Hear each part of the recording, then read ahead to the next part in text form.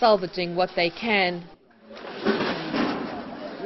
Somali shop owners escorted out of Motherwell by police, while the next shop is targeted. It takes 5 minutes and the shop is cleared out, with some needing help to carry their heavy load. A block down, another shop is broken into. Police arrive, catching the looters in the act. Those who can't run fast enough are caught and arrested.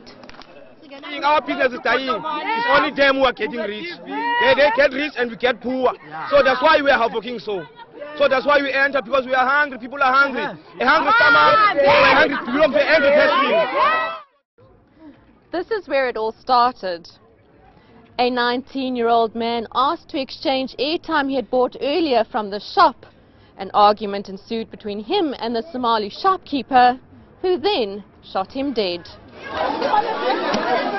In retribution, they started looting in the area.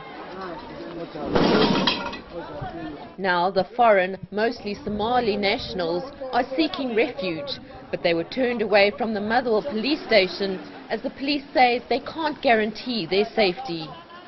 And the police are telling us that we have to take what we got here, otherwise they are not responsible. And we don't even know where to go now and where to take this stuff.